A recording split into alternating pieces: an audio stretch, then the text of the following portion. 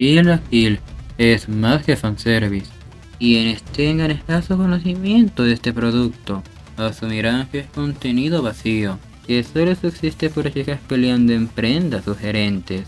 La realidad es que es una obra que trata temas como la venganza, obsesión, búsqueda de identidad, darwinismo social, segregación,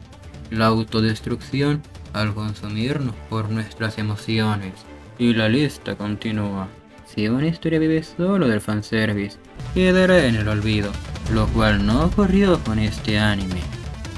Su memorable villano, Satsuki Hiryuin, siendo usado para tratar la mayoría de los temas mencionados. Al inicio jugaba con la protagonista, provocándola con el asesinato de su padre, actuando evasiva, dando respuestas a medias y manipulándola sin escrúpulos, convirtiéndola en una herramienta provechosa para su agenda, haciendo que las victorias de su rival la beneficien, siendo tan manipuladora que utilizó a la mejor amiga de Ryuko en su contra, e igual a su familia, en base a mejorar su estatus social como económico, para irlos corrompiendo de manera gradual, hasta destruir todo lo bueno de ellos. Ese plan haciendo de su visión orwelliana de cerdo con ropa. Cuando la decadencia se maximice, Mako deberá derrotar a su hermana de lazos, la cortadora de voluntades, observando desde lo alto,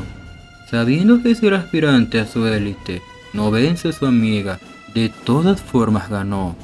porque Ryuko evidenció las debilidades de su ejército que debe corregir, siguiendo nuestros planes más crueles, que ejecutó contra el usuario de la espada tijera, y tal es su sadismo, que sus maquinaciones han traído miseria a todos, de una u otra manera, en los territorios que administra, por medio de ideas orwellianas. Al final de la serie,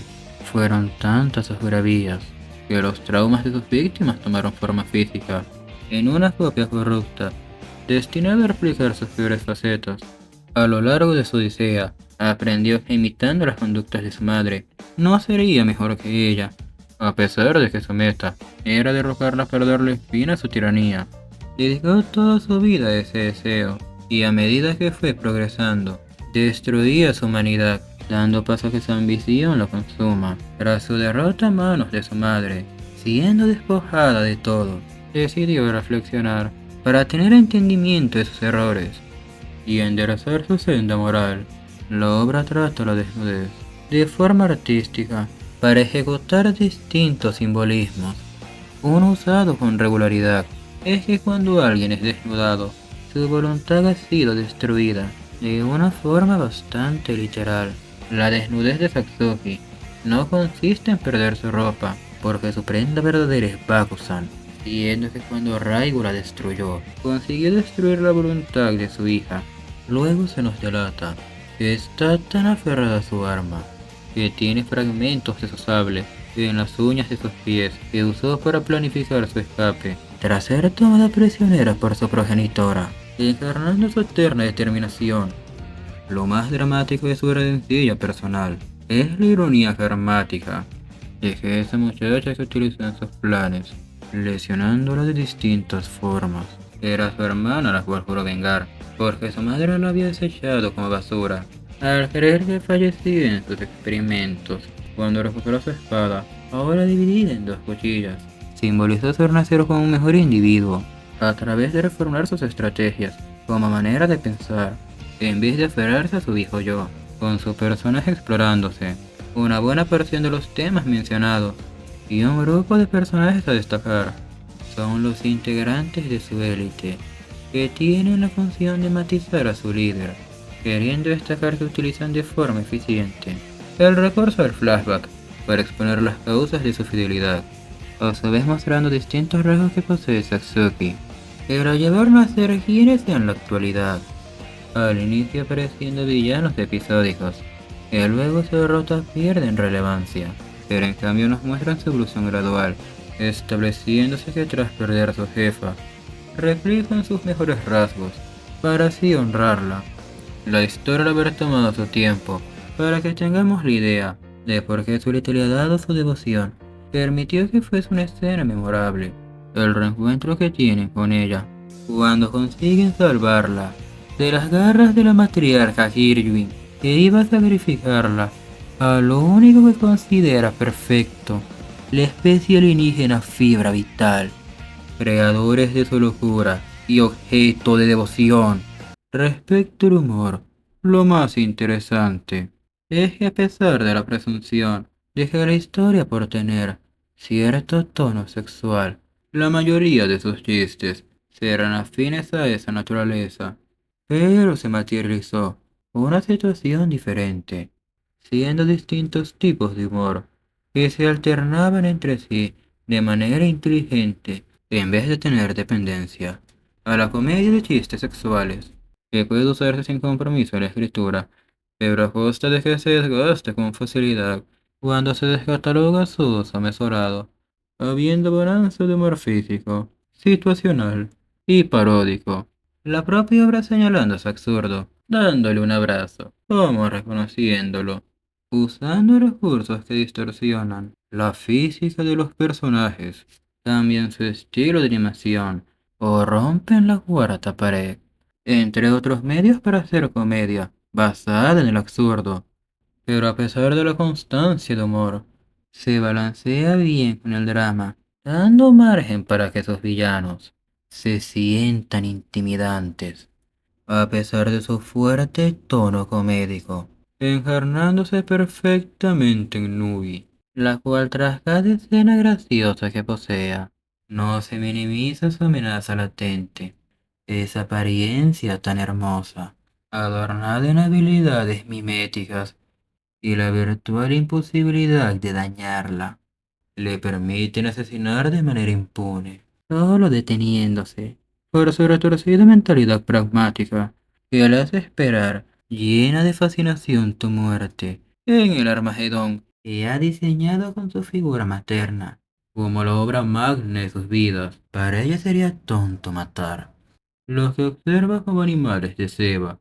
siguiendo fiel la mentalidad de su madre respecto a lo que son los humanos. Raigo, por el contrario, a pesar de sus rarezas, carece mayoritariamente de elementos que abran la posibilidad de que se le pueda tomar a broma, debido a que es alguien tan depravada, desquiciada y podrida en moralidad, que el esplendor con el que se le representa es equivalente a su maldad, pero me retengo de hablar más de ella, prefiriendo evitar spoilear. Si esta historia les interesó,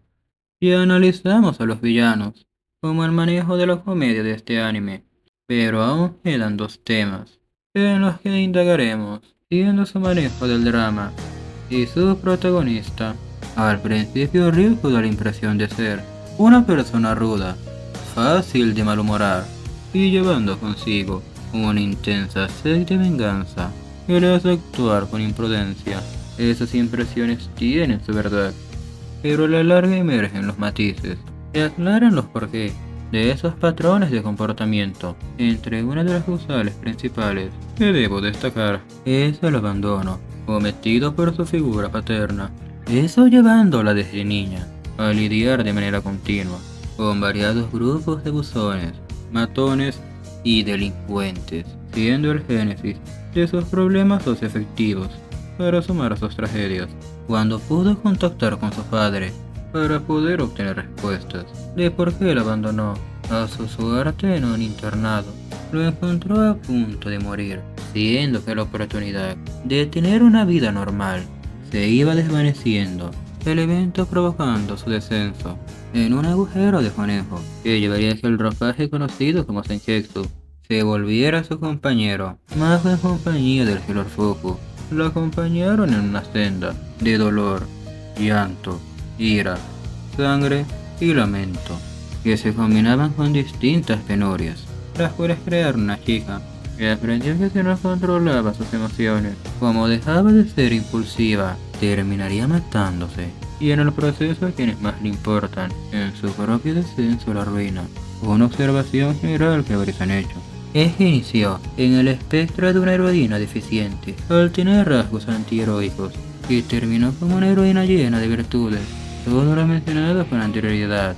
Creó una buena receta para un drama, enfocado en una joven que madura ante distintos desafíos, que van más allá de derrotar a gente con vestuarios que otorgan habilidades sobrehumanas, modistas delirantes y una especie alienígena parásita. El drama empezando con alguien que aparte de su venganza, ni siquiera sabe qué hacer con su vida, a cumplir una meta simple pero hermosa, la cual es vivir una vida plena, aprovechando cada día que le queda al máximo. La curiosa forma en que la obra balancea el humor, drama y tragedia produce un shock en los momentos más serios, al desaparecer las dosis de hilaridad con las que capturan nuestra atención, en el proceso potenciando nuestra capacidad retentiva al saber que ocurre una situación fuera de lo común, al ser los eventos más drásticos que Ryuko llega a experimentar, creando una sensación donde esperamos pacientes ese tono tan hilarante que hace demostraciones de humor, como resaltar que muchas situaciones de la historia son convenientes argumentales que chocan entre sí de manera perfecta. Por resumir la mitad de la historia, en breves segundos, regresa, pero ya nada es igual, gradualmente las risas apagándose, la máscara de la comedia gritándose e imponiéndose, la del dramatismo y tragedia, aunque perdurando la del gozo, cuando vemos mejoría en la situación, motivándonos a llegar al final de la historia. Por costumbre sabemos que el héroe triunfará, pero ver cómo gana y los sacrificios que implica es un imán de atención eficaz, concluyendo. Y la Hill es una obra llena de fanservice y humor sexual, pero posee elementos que le permiten exponer el cariño junto a dedicación con la que fue creada, demostrando que es más que fanservice. Si tienes la posibilidad, déjale una oportunidad. Bye bye.